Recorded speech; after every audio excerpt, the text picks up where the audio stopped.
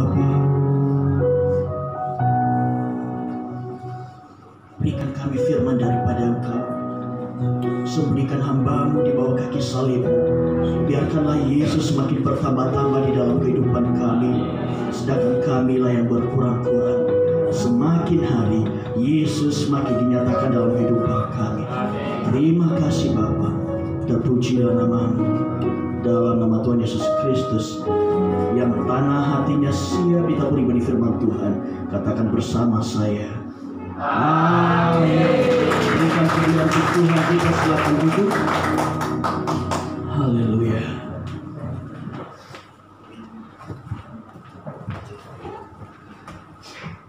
Shalom semua Bapak Ibu. Malam hari ini saya tidak akan tanya ke kabar Bapak Ibu seperti apa, tapi doa saya, setiap kita yang hadir malam hari ini, tidak peduli kiri kanan, hanya Engkau dan Tuhan. Amin. Hanya Engkau dan Tuhan, dan Engkau akan dipuaskan. Engkau akan merasakan lawatan Tuhan. Engkau akan merasakan di mana engkau pribadi dengan Tuhan. Engkau berjumpa dengan Dia di dalam hadiratnya. Bapak Ibu, ketika bumi diciptakan, Tuhan berkata kepada tanah, keluarkan tumbuh-tumbuhan. Maka tumbuhlah berbagai tanaman. Ada kayu, ada pohon, ada tanaman buah-buah, segala yang ada. Tuhan minta kepada tanah untuk apa? Untuk mengeluarkan tumbuhan dan tanaman. Kemudian ketika Dia menciptakan ikan, Bapak Ibu, yang disuruh siapa untuk mengeluarkannya? Hai laut, keluarkan segala yang berkeriapan di dalam air. Di dalam laut ada ikan di sana, Bapak Ibu. Nah, pertanyaannya, jikalau Bapak Ibu mengambil ikan dari dalam laut, kemudian dipindahkan di dalam tanah, apakah dia hidup atau mati? Mati.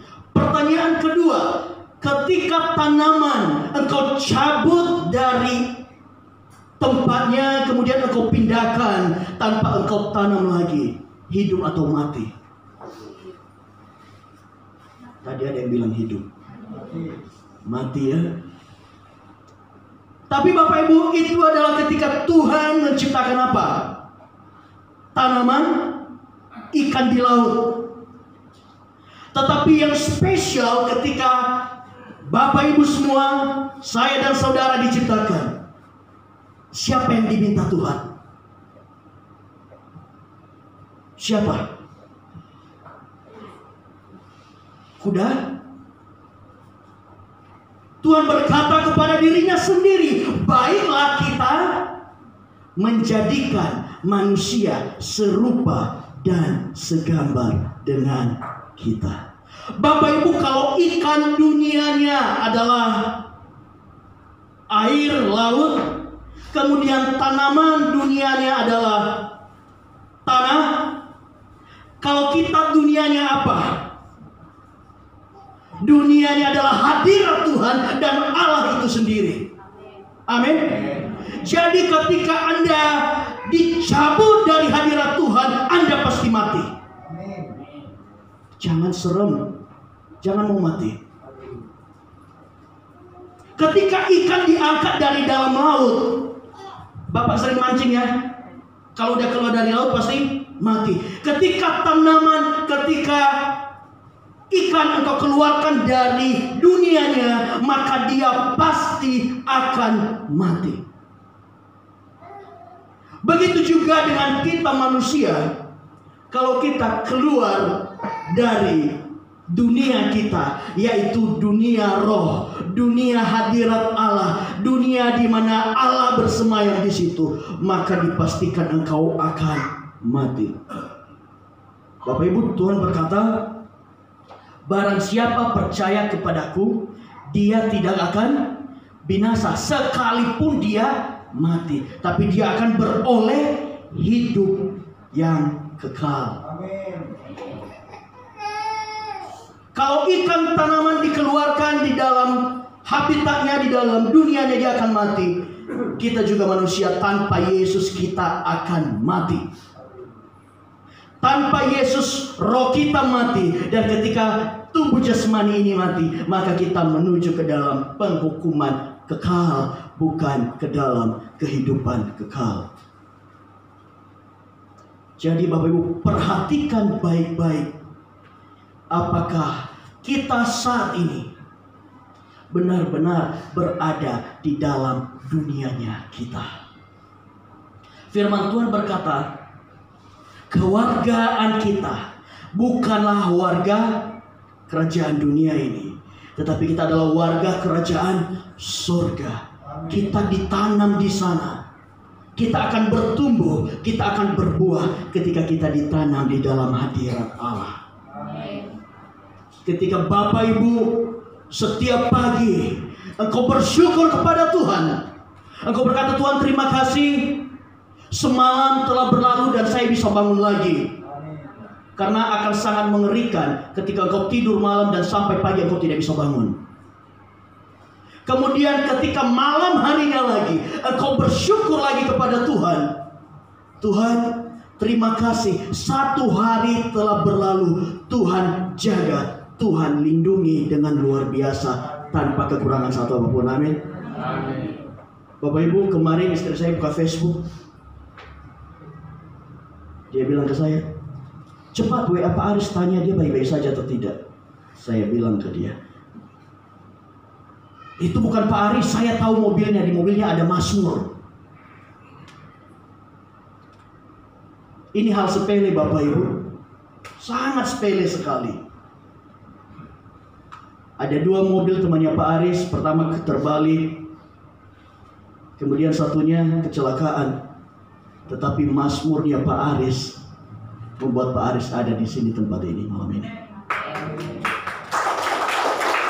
Bapak Ibu, jangan pernah ragu perlindungan Tuhan ketika engkau tertanam di dalam hadirat Tuhan. Saya tahu Pak Aris jarang ibadah, tapi doa saya, harapan saya, Pak Aris tetap tertanam di dalam hadirat Tuhan. Amin.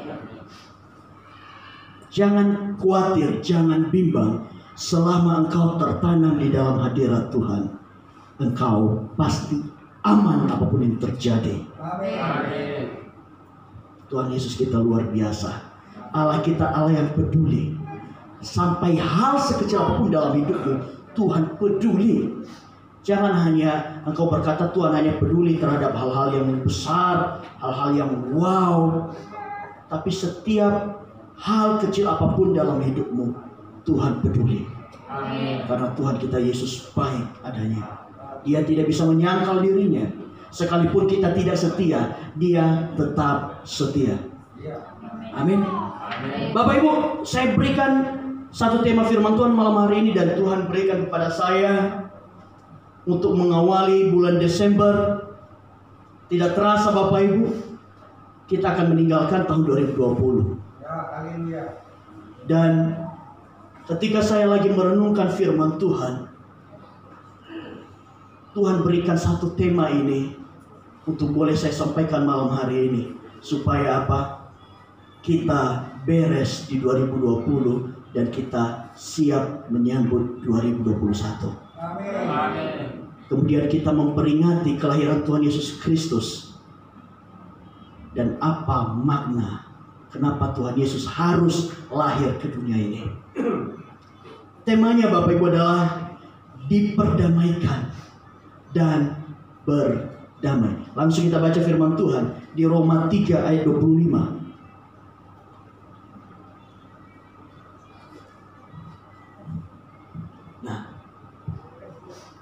Bapak Ibu, Roma 3 ayat 25 akan menjelaskan kepada kita kenapa Tuhan Yesus harus jauh-jauh dari sorga ke bumi. Kenapa Tuhan Yesus harus menanggalkan segala kemuliaannya dan Dia mau menjadi manusia. Roma 3 ayat 25, Kristus Yesus telah ditentukan Allah menjadi jalan pendamaian. Menjadi apa? Jalan pendamaian. Bapak Ibu, kita harus sadar dan kita mengerti, tanpa Yesus tidak ada jalan untuk berdamai dengan sorga. Tanpa Yesus tidak ada jalan untuk saya, Bapak Ibu Saudara semua, untuk berdamai dengan Bapa. Tidak ada jalan lain. Makanya dikatakan Kristus Yesus telah ditentukan Allah menjadi jalan pendamaian karena iman di dalam darahnya. Hal ini dibuat untuk menunjukkan keadilannya karena ia telah membiarkan dosa-dosa yang telah terjadi dahulu pada masa kesabarannya. Menjadi jalan pendamaian. Bapak Ibu, kenapa harus didamaikan? Kenapa kita dan Bapa di sorga harus diperdamaikan? Ada apa? Bu Irma, apakah ibu perlu diperdamaikan dengan saya? Karena kita ada masalah? Lah, terus diperdamaikan karena apa? Gak ada. Nah, Bapak Ibu, sesuatu yang perlu diperdamaikan karena lagi ada masalah.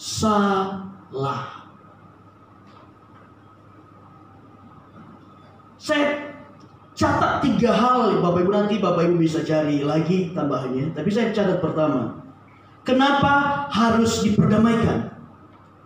Roma 5 ayat 10. Roma 5 ayat 10. Nah, sebab jikalau kita ketika masih seteru diperdamaikan dengan Allah oleh kematian anaknya, lebih-lebih kita yang sekarang telah diperdamaikan pasti akan diselamatkan oleh hidupnya. Perhatikan dari kalimat paling awal, Bapak Ibu. Sebab jikalau kita masih seteru, maka perlu diperdamaikan. Bapak Ibu, kita perlu diperdamaikan dengan Bapa di sorga karena kita sedang berseteru dengan Allah. Lah, caranya bagaimana kita berseteru dengan Allah? Kalau saya berseteru dengan Pak Ahyum, bisa jadi saya omongkan dia di belakang, kemudian orang ceritakan ke dia, nah bisa ada perseteruan antara saya dan Pak Ahyum.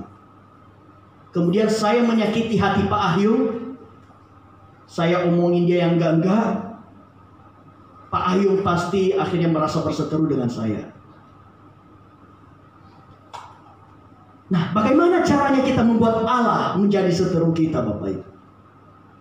Kita menjadi seteru Bapa di sorga oleh karena dosa, Bapak Ibu.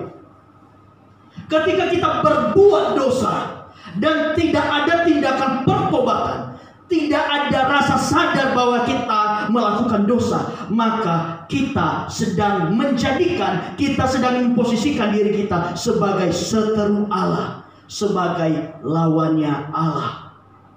Berani sekali manusia ini main-main dengan Allah. Saya aja gak berani berseteru dengan Pak Ahyum. Kalau berantem kayaknya dia lebih kuat dari saya. Apalagi kita manusia ini dengan Allah begitu jauh kekuatannya. Tapi manusia ini benar-benar tidak tahu diri. Udah tidak bisa apa-apa, masih saja mau berseteru dengan Allah. Ketika kita bertindak berbuat dosa, kita memposisikan diri kita untuk menantang Allah, menjadi lawannya Allah. Bapak Ibu, ada yang bisa jadi lawan Allah di tempat ini? Ada? Kalau tidak jawab berarti Anda mengatakan, ya saya siap. Ada yang mau jadi seteru Allah di tempat ini? Tidak. Tidak. Maka oleh karena itu Bapak Ibu, Tuhan mau datang ke dunia, Tuhan mau lahir di dunia sebagai manusia, supaya tidak selamanya saya dan saudara, kita semua di tempat ini menjadi seteru Allah. Bapak Ibu, ketika Sodom dan Gomora menjadikan dirinya seteru Allah dengan bertindak dosa yang di luar akal nalar manusia, apa yang terjadi? Dia di bumi hanguskan oleh Tuhan. Apa yang terjadi Ketika bangsa Mesir tidak mau mendengar permintaan Allah lewat Musa, mereka habis semua, ditenggelamkan mereka. Tidak ada yang mampu menandingi kekuatan Allah, apalagi kita sebagai manusia. Jadi jangan coba-coba buat diri kita menjadi seteru Allah, tapi biarlah kita menjadi orang-orang yang di pihak Allah. Jika Allah di pihak kita, siapa dapat melawan? Ketika kita berada di pihaknya Allah, maka kita akan menang melawan segala sesuatu yang ada di muka bumi ini. Tapi ketika engkau menjadikan dirimu seteru Allah, maka tidak ada jalan lain lagi. Makanya Tuhan Yesus mau datang ke dunia, biar saya dan saudara tidak selamanya menjadi seteru Allah, tidak menjadi selamanya orang yang berlawanan arah dengan Allah. Tetapi Tuhan Yesus datang ke dunia, Dia mau mati di kayu salib, Dia menebus segala dosa kita, dan Dia mau menuntun kita ke dalam jalannya Allah. Supaya apa? Supaya saya dan saudara menjadi kawan, bukan lawannya Bapa di surga. Bapak Ibu, neraka diciptakan bukan untuk manusia. Saya lupa ayatnya, tetapi dikatakan api neraka diciptakan oleh malaikat-malaikat yang menentang Allah. Jadi pada dasarnya Bapak Ibu, saya dan saudara tidak ingin Allah membinasakan kita, tidak mau saya dan saudara masuk neraka. Makanya Tuhan Yesus datang dari sorga, datang ke dunia ini supaya kita semua boleh diselamatkan. Amin. Jadi Bapak Ibu, jadilah orang-orang yang berada di pihaknya Allah, bukan seteru Allah. Yesus lahir di dunia supaya manusia, Bapak Ibu, diperdamaikan. Diperdamaikan dengan Bapa di sorga. Saya pernah merasakan, Bapak Ibu, waktu itu mungkin orang tua saya tidak merasa demikian, tetapi saya sebagai anak merasakan. Saya pernah berbuat sesuatu yang kurang baik ketika saya sekolah. Saya bolos sekolah. Kemudian ketika saya sudah ketahuan, hati saya menjadi tidak damai. Itu untuk sebatas kita manusia. Kalau saya ada berbuat salah kepada istri saya, hati saya menjadi kurang damai, maka saya harus segera datang kepada istri saya dan saya harus selesaikan supaya saya diperdamaikan. Begitu juga dengan kita. Kalau kita selamanya tidak pernah diperdamaikan dengan Allah lewat kematian Yesus Kristus, maka kita tidak akan pernah merasakan apa itu damai. Apa itu rasanya damai? Kita tidak bisa pernah merasakan, Bapak Ibu. Nah, tadi saya katakan kenapa kita perlu diperdamaikan? Karena apa? Kita sedang menjadi seteru Allah, sehingga Tuhan Yesus datang ke dunia untuk mendamaikan saya dan saudara. Kemudian Bapak Ibu, tadi saya katakan ada dosa yang memisahkan. Kita buka Yesaya 59 ayat 2.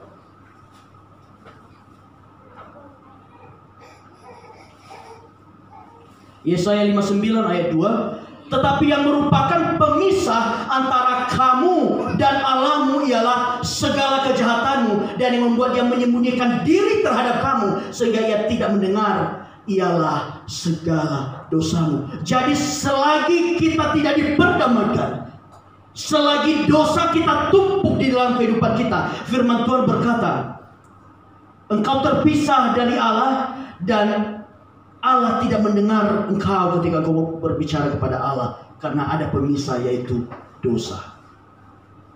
Makanya begitu penting Tuhan Yesus datang ke dunia ini.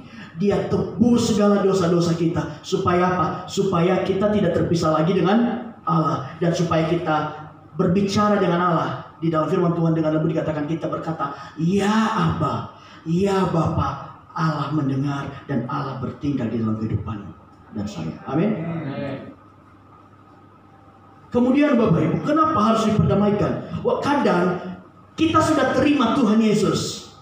Kadang kita sudah beribadah, tetapi tidak jarang juga ada kesalahpahaman dengan Tuhan. Maka itu juga perlu diperdamaikan Bapak Ibu. Pernahkah kita berkata, Tuhan, ini semua gara-gara Tuhan, makanya saya bisa jadi begini.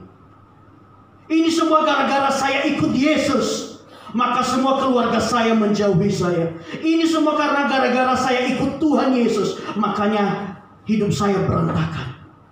Bapak Ibu, yang mungkin sempat kita berkata demikian, kita perlu berdamai dengan Allah. Karena apa? Segala yang Tuhan rancangkan dan rencanakan di dalam hidupmu adalah baik adanya. Rancangan yang mendatangkan damai sejahtera. Tuhan tidak pernah merencanakan kecelakaan. Tuhan tidak pernah merencanakan supaya engkau celaka di dalam hidupmu. Tapi Tuhan merencanakan supaya engkau selamat sampai akhir. Engkau memperoleh hidup kekal. Dan engkau merasakan damai di sorga dan damai di bumi. Amin. Nah, pasti tujuan Allah datang ke dunia, Yesus datang ke dunia adalah untuk menebus dosa. Tetapi tujuannya apa? Supaya kita diperdamaikan Bapak Ibu. Supaya kita merasakan damai dengan Bapa di sorga. Selain penebusan, tujuan Yesus lahir ke dunia adalah supaya manusia merasakan damai. Damai ketika kita berbicara dengan Tuhan.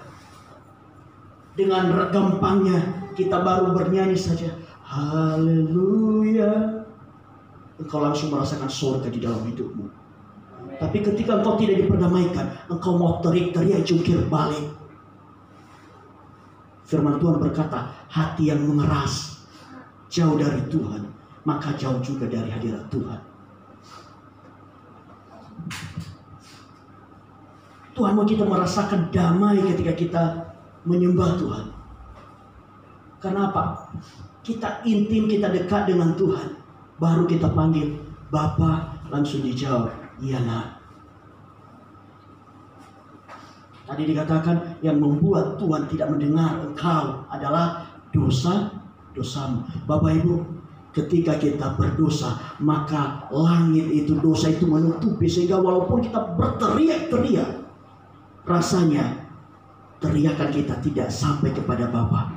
Yang membuat itu tidak sampai apa? Dosa-dosa kita. Maka Tuhan Yesus datang ke dunia supaya ketika engkau berkata, ya Aba, ya Bapa, dari sorga menjawab, iya anakku. Dan engkau pada saat engkau baru menyembah Tuhan, haleluya, engkau langsung merasakan lawatan Tuhan yang luar biasa. Karena apa? Tidak ada pemisah antara engkau dan Bapa.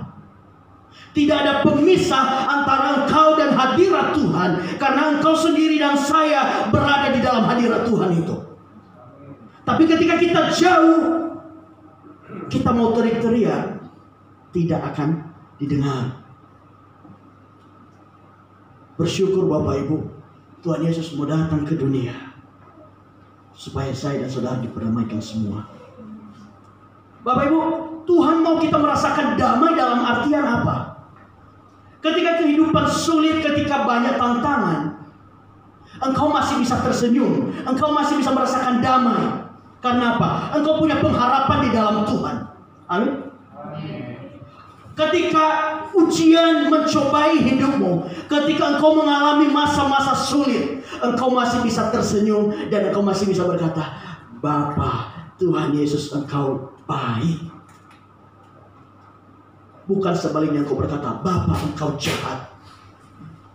Kalau kita berkata engkau jahat, berarti tidak ada damai. Tapi orang yang di dalam Tuhan, tertanam di dalam hadirat Tuhan, apapun yang terjadi di dalam kehidupannya, dia akan selalu berkata, Tuhan Yesus baik. Satu pujian Bapak Ibu, saya mau kita nyanyikan lagu ini. Ya El, minta tolong ya El. Kita nyanyikan satu pujian bahwa Tuhan Yesus baik apapun yang terjadi dalam kehidupan kita. Ketika Yesus sudah lahir di dalam hidup saya dan hidup saudara, maka pujian ini menjadi pujian yang luar biasa. Dan kita aminkan terjadi di dalam kehidupan kita. Dan saya aminkan semua kita mengerti hati Bapa. apapun yang terjadi dalam hidupku, selalu berkata, Tuhan Yesus baik. Dalam segala hal yang terjadi,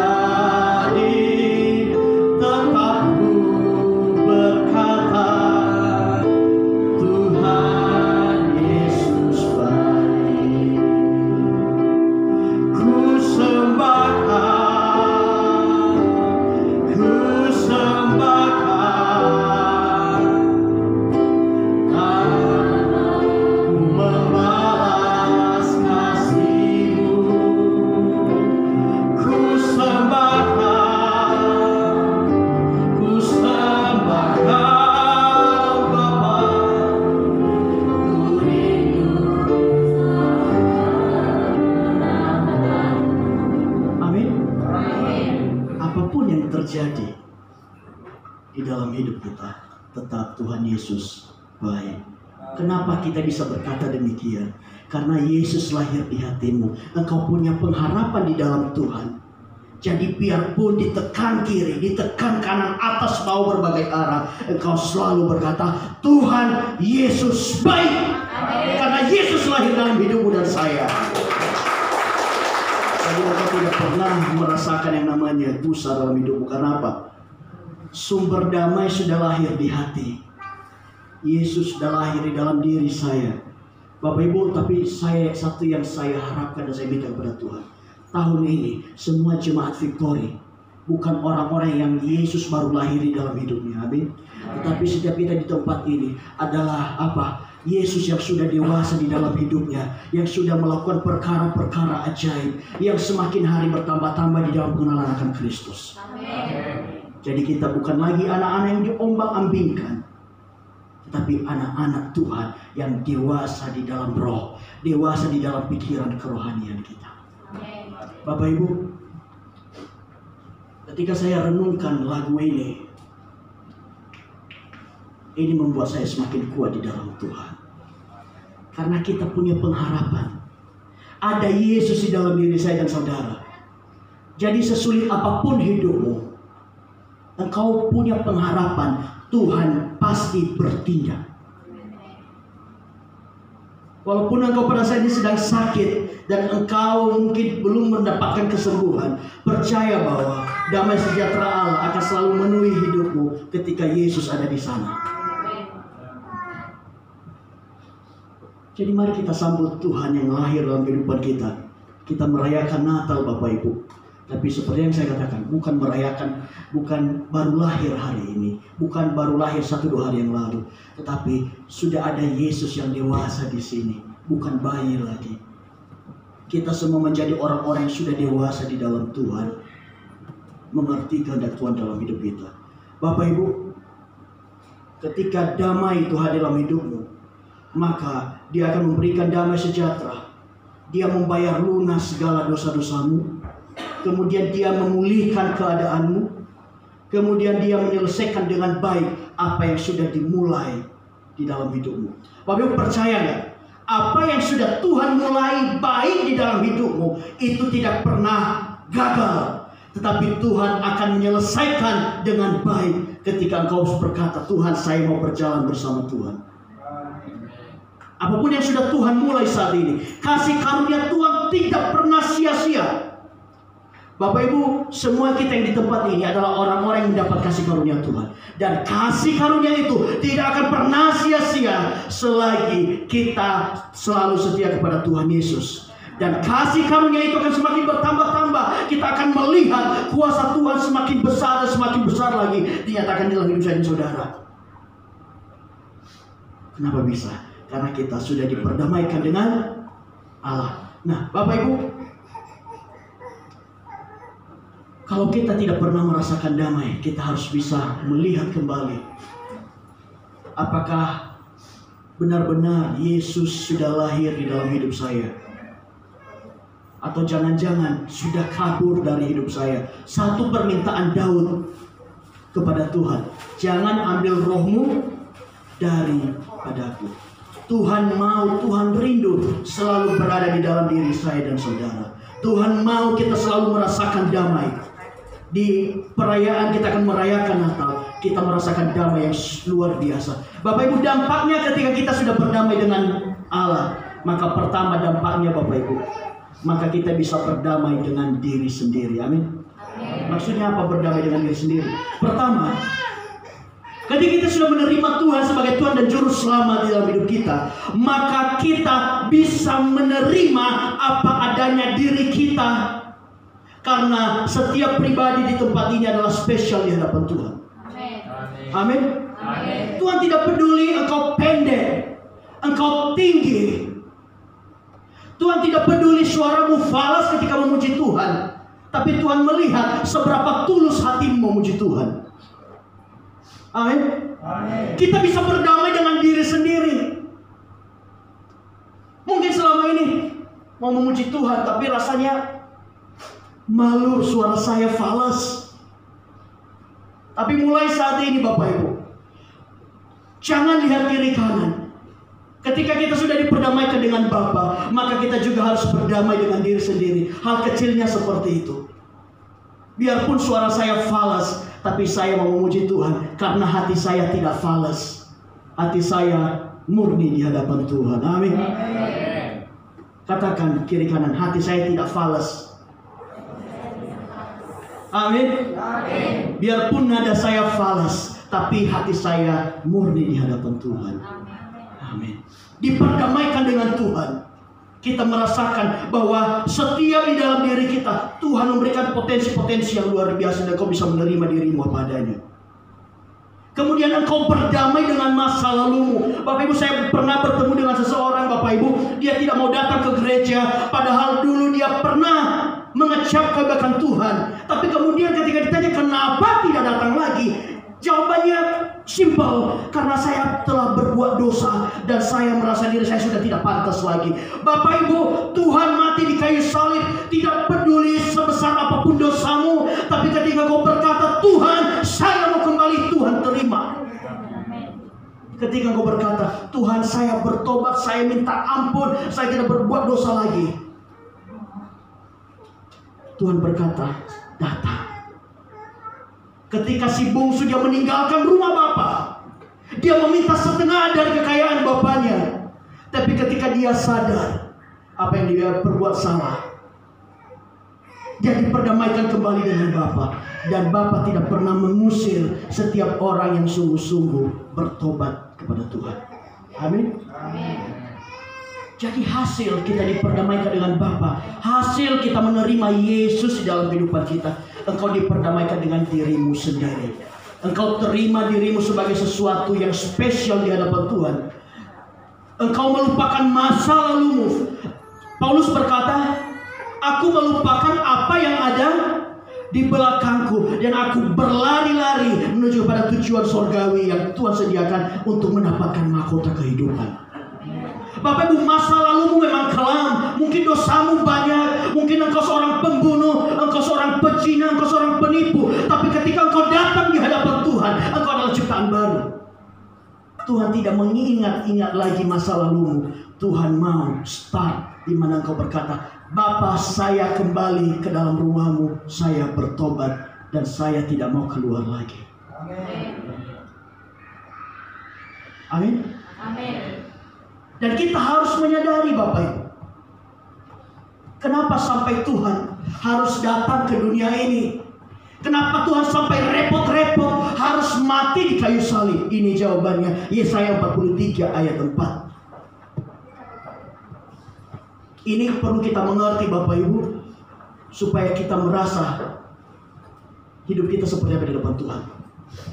Saya mau ayat ini kita baca sama-sama. 3, 2 ya. Oleh karena engkau berharga di mataku dan mulia, dan aku ini mengasihi engkau, maka aku memberikan manusia sebagai gantimu dan bangsa-bangsa sebagai gantinya.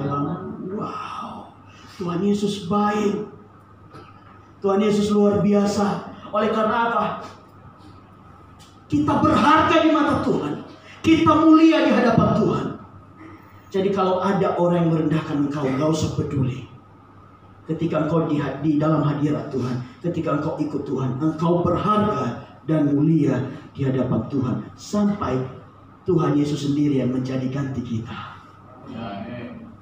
Ketika keadaan sudah mulai frustasi, kau merasakan hidupmu tidak berarti, ingat engkau berharga dan mulia di hadapan Tuhan.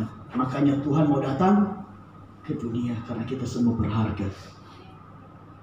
Kedua, Bapak Ibu, sesudah berdamai dengan diri sendiri, maka seperti firman Tuhan berkata, kasihilah Allahmu dengan segenap hatimu, segenap kekuatanmu, segenap akal budimu, segenap jiwamu, dan juga kasihanilah sesamamu manusia seperti dirimu sendiri. Bapak Ibu, ketika kita sudah bisa berdamai dengan diri sendiri, saya terlalu yakin engkau bisa berdamai dengan sesama. Amin.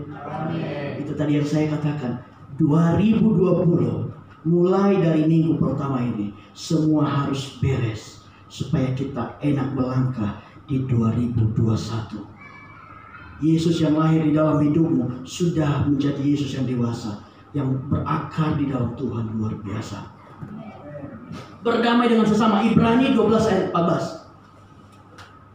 Hasil berdamai dengan Bapa, maka kita bisa berdamai dengan diri sendiri, juga kita bisa berdamai dengan sesama. Berusahalah hidup dengan damai dengan semua orang dan kejarlah kekudusan, sebab tanpa kekudusan tidak seorang pun akan melihat Tuhan. Bapak Ibu, berusahalah damai dengan semua orang. Maka oleh karena itu Bapak Ibu, saya mau mulai. Selama 1 tahun ini, mungkin ada yang saya tidak tahu, tidak mengerti, tidak sengaja, barangkali menyakiti hati Bapak Ibu. Saya minta maaf. Sebelum kita meninggalkan 2020, 1 bulan lagi, tetapi saya ingatkan Tuhan untuk ini. Bapak Ibu, kalau saya ada melakukan sesuatu yang mungkin tidak berkenan, saya minta maaf. Mari kita berdamai, supaya kita bisa merasakan damai Allah di dalam kehidupan kita. Karena ketika kita damai dengan Bapa, otomatis damai dengan diri sendiri dan damai dengan sesama. Amin. Amin. Bapak Ibu, saya dimaafkan. Kalau ada yang agak susah memaafkan, nanti bisa temui saya. Kita selesaikan secara pribadi. Tapi Bapak Ibu, terlebih daripada itu, Tuhan benar-benar ingatkan saya untuk penghujung tahun ini. Kita harus mau diperdamaikan dan berdamai dengan Allah, dengan diri sendiri, dan dengan sesama. Amin. Amin. Bapak Ibu, paling simpel untuk berdamai adalah mengampuni. Mari kita baca di Markus 11 ayat 25. Markus 11 ayat 25.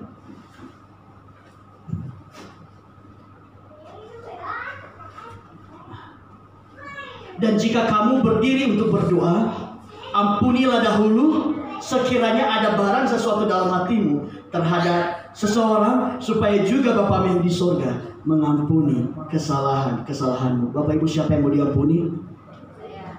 Maka mengampunilah sesamamu juga. Amin.